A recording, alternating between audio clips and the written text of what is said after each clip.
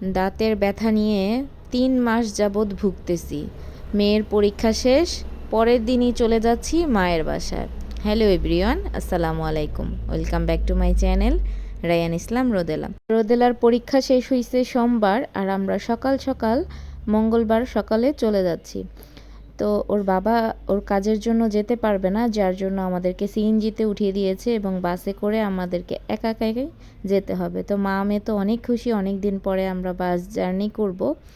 আর সুন্দর এই দৃশ্যটা গ্রামের উপভোগ করতে করতে যাচ্ছি। আর আমি তো কল্পনাই করতে পারি নাই যে আমার দাঁতের জন্য এত এত সমস্যা ফেস করতে হবে। আমি ভাবছি যে দাঁতের জন্য যাব ঢাকায় এবং তাড়াতাড়ি কাজ শেষ করে 2-3 দিনের মধ্যে চলে আসব, কিন্তু এত যে ভোগান্তি আমি কল্পনাও করি নাই। তো টিকিট কেটে বিআরটিসি বাসে উঠে গেলাম, আর এটা ছিল এসি করা বাস। আর রোদেলার কিন্তু গায়ের রোদ লাগতেছে, যার জন্য টেনশন নাই যেহেতু এসি আছে। আর মঙ্গলবারের দিনে আসছি আমি, মঙ্গলী মেলা তো একদমই মিস করা যাবে না। আইসা সাথে সাথে 12টা বাজে ঢাকায় পৌঁছাইছি মায়ের বাসায়, তারপরে চলে গেলাম মঙ্গলী মেলা। তো ওই মঙ্গলী মেলার কিন্তু একটা ভিডিও আছে, আপনারা চাইলে দেখে নেবেন। এসেই তো নাস্তা করে ফেললাম, মজার মজার পিঠা, তারপর হচ্ছে চা, মায়ের হাতের চা। তারপর চলে যাব ডাক্তারের কাছে। ভাবছি যে আজকেই হয়তো বা দাঁত তুলে ফেলবে, কিন্তু দেখেন কি ঘটতেছে আমার সাথে। যাওয়ার পরে দেখি যে অনেক সিরিয়াল, ডাক্তার মানে অনেক লেট হবে। তো মা আর মেয়ে বসে আছি, চেম্বারে বসে আছি, ডাক্তারের চেম্বারে। তো ভাবছি আজকেই হয়তো বা ফেলে দিবে, একটা আশা নিয়ে ছিলাম, কিন্তু তা তো আর হয় নাই। তো মেয়ে তো অপেক্ষা করতেছে আর বলতেছে মা লটকন কিনে দাও। লটকন কিনে দিলাম, ও হচ্ছে লটকন খাবে না এখন। ভাবছি যে বসে আছে অপেক্ষা করতেছে, খেলে হয়তো বা সময়টা কাটবে, কিন্তু না, ও খাবে না, সব জিনিস বাসায় নিয়ে যায়। তারপর তো ডাক্তার বলল যে আপনাকে এক্সরে করতে হবে, এক্সরে ছাড়া কোনো আমরা দেখব না, দাঁত দুইটা ফেলে দিতে হবে, দুইটা চাপার উপরের সাইডের আমার সমস্যা। তো যার জন্য আমি এক্সরের জন্য পরের দিন চলে আসি হসপিটালে। তো আমি ভাবছি যে হিজাব খুলতে হবে না, আমার শুধু মুখেই মানে ইয়েটা ঢুকাইয়া পরে হচ্ছে এক্সরে করবে। এখন দেখি পুরো হিজাব খুলছে, তারপর বলে আপনার স্বর্ণের কিছু থাকলে সেগুলা খুলেন। একটা মানে বিপদে পড়ে গেছি, সবার সামনে হিজাব। পরে হচ্ছে আবার বাঁধতেছি আর বলতেছে যে বসেন, আপনার রিপোর্টটা চলে আসবে। তো একটু অপেক্ষা করার সাথে সাথেই কি করলো, আমার রিপোর্টটা দিয়ে দিল। আর রোদেলাও ঘুম পাচ্ছে, এখন বাজে 2টা, ক্ষুধা পাইছে, বাসায় যাবে। তো অনেক ক্ষুধা পাইছে, যার জন্য আমরা রাস্তা থেকেই গরম গরম সিঙ্গারা কিনে নিয়ে গেলাম।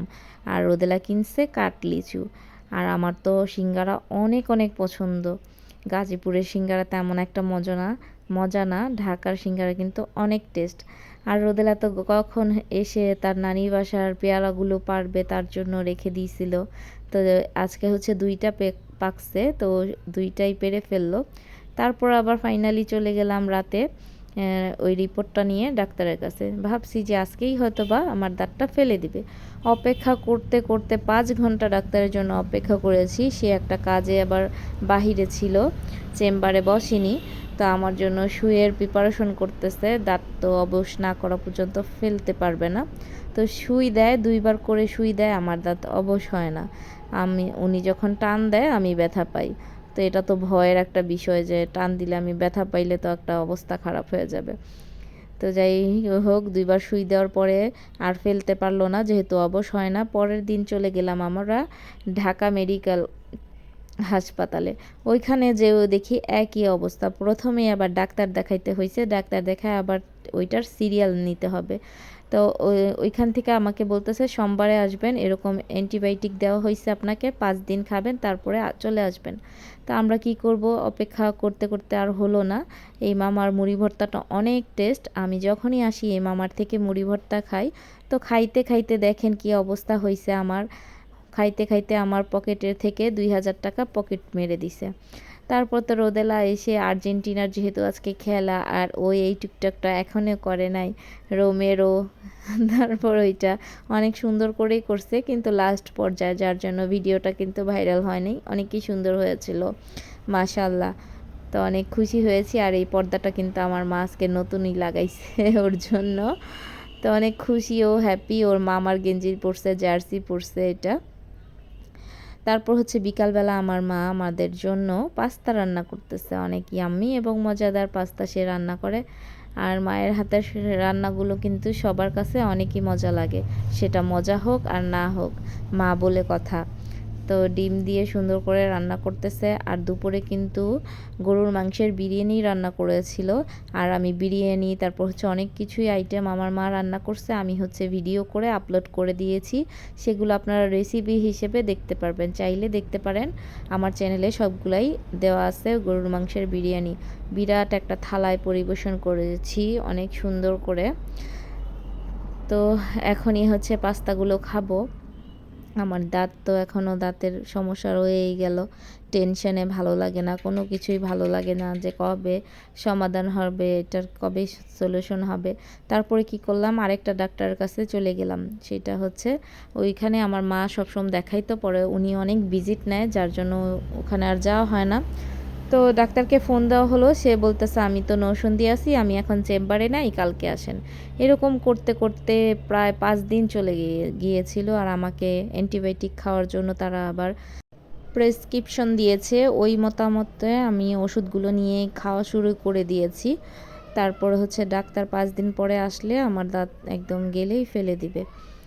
তো এরকম অপেক্ষা করতে করতে আর ভালো লাগতেছে না। এখানে বৃষ্টি হচ্ছে, খুবই বৃষ্টি হচ্ছে, এই জন্য ভালো লাগতেছে যে গরম নাই, অনেক বৃষ্টি হচ্ছে। তো কি করব, অলসতার দিন পাল করতেছি একটু ভিডিও করে, মজার মজার রান্না খাবার খেয়ে।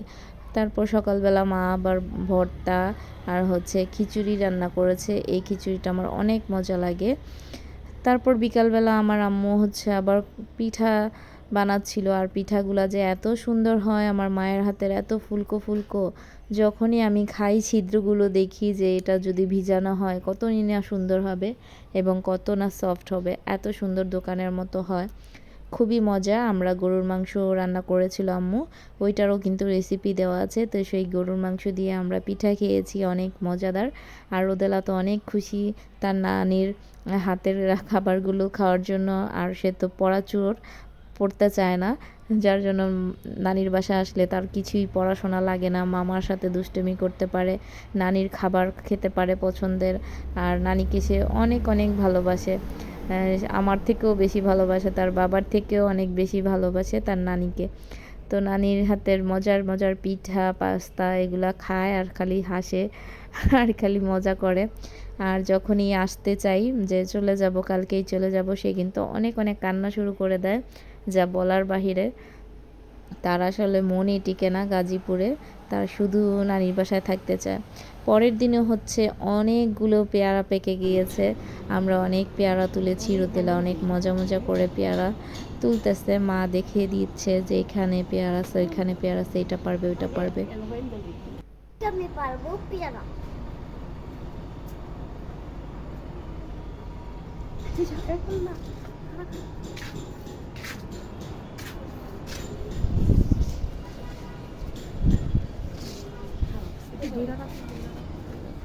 দেখা যাক। 3টা আছে, আরো দাও।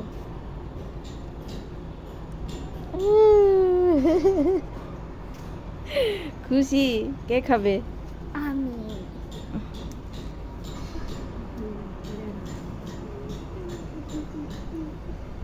আর আমি আমার মায়ের হাতের সবচেয়ে বেশি পছন্দ করি এই পরোটা। পরোটাগুলো এত মচমচে হয় আর খেতে যে অসম্ভব মজা। ডিম পোস্ট করে দিয়েছে, আমি আবার ডিম পোস্ট পছন্দ করি না, মানে ডিম ভাজা। আমি চা দিয়েই পরোটাটা খেতে বেশি পছন্দ করি। আর মায়ের হাতের বেস্ট পরোটা হচ্ছে আমার মায়ের হাতের।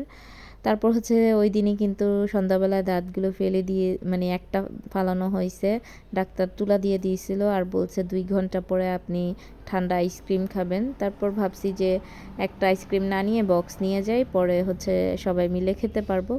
তো আমি আইসক্রিম খেয়ে ঘুমিয়ে পড়বো আর হচ্ছে খাওয়া দাওয়া করবো না, যেহেতু এক সাইড দিয়ে আমার একদম খাওয়া নিষেধ। পরের দিন সকালে বলছে 2 দিন নরম খাবার খাওয়ার জন্য, যার জন্য আমার মা সকাল সকাল পোলার চাল দিয়ে জাউ রান্না করছে। তো সেটা খেলাম, ওষুধ খেতে হবে যেহেতু। আর হচ্ছে ড্রাগন ফল খেয়ে নিলাম। ড্রাগন ফলও আমার অনেক পছন্দ। আম্মু বলছে কি খাবে, আমি বলছি না আমি ড্রাগন ফল খাবো, আমটাম কিছু খাবো না। যার জন্য আম্মু ড্রাগন ফল আমার জন্য নিয়ে আসছিল। আর আমার হাজবেন্ড তো হচ্ছে গাজীপুরে, সে একা একা রান্না করে খাচ্ছে আর বলতেছে কবে আসবে কবে আসবে। আম্মু দিতে চাচ্ছে না, বলছে সুস্থ হয়ে তারপর যাও। পরের দিন হচ্ছে মুরগি রান্না করছে, যেহেতু টাটকা মুরগি আর লার্কির চুলায় রান্না, মাটির চুলার রান্না কিন্তু স্বাদ অনেক বেশি, তাই না? আর আমাদের এখানে 3 দিন যাবৎ টোটালি কোনো গ্যাস নেই।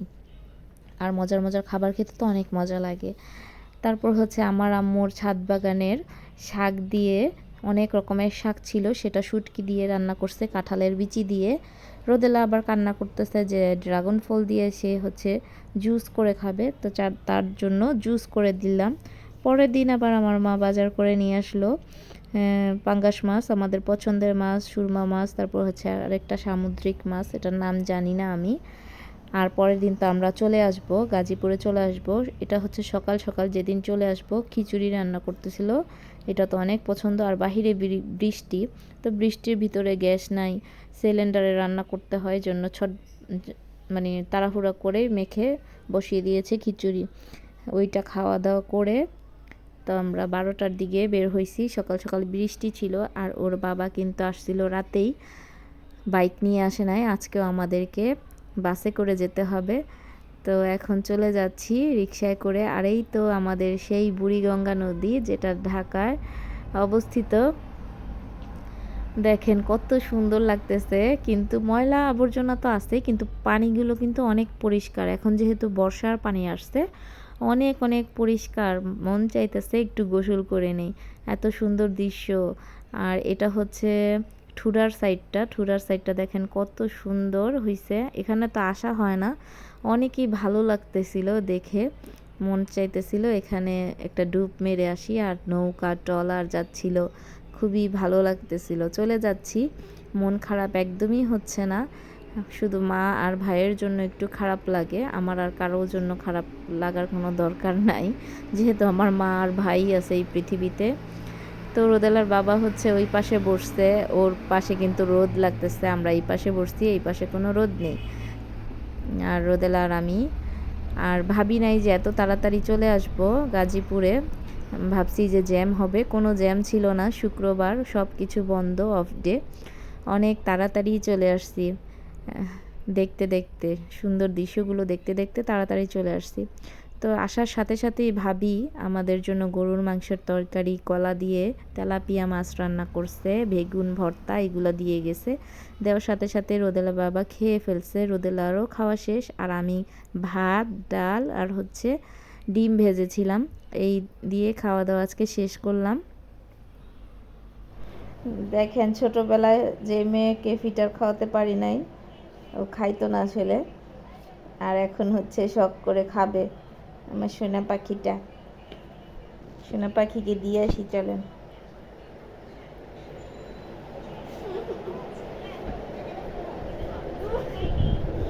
এই যে আমার সোনা পাখি, নাও।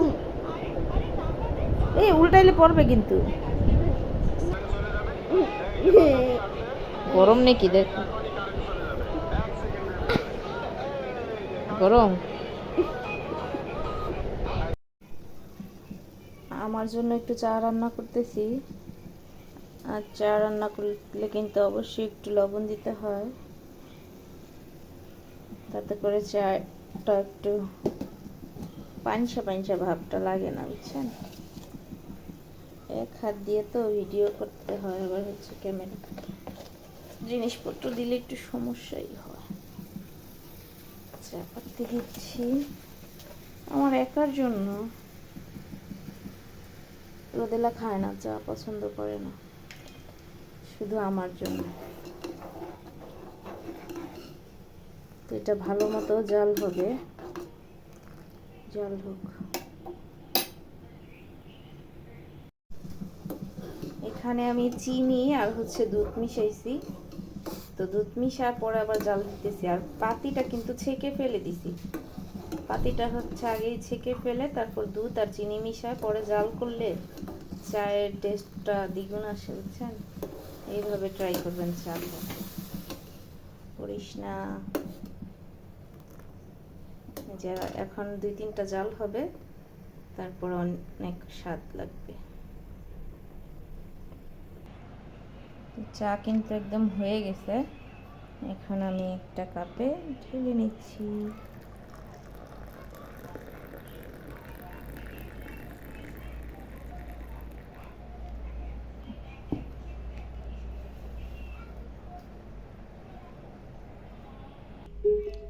এখন চা খাই আর হচ্ছে টিভিতে আমার ভিডিও দেখতেছি, টিভিতে আমার ভিডিও দেখি। এই পর্যন্ত যারা এসেছেন ভিডিওটি দেখতে দেখতে তাদেরকে অনেক অনেক অনেক অনেক ধন্যবাদ, যা বলে শেষ করা যাবে না। সবাইকে অনেক ধন্যবাদ। আর যারা এখনও আমার চ্যানেলটি সাবস্ক্রাইব করেন নাই, প্লিজ একটু চ্যানেলটা সাবস্ক্রাইব করেন, একটা লাইক দেন। সবাইকে আসসালামু আলাইকুম, আল্লাহ হাফেজ। কমেন্টও করবেন।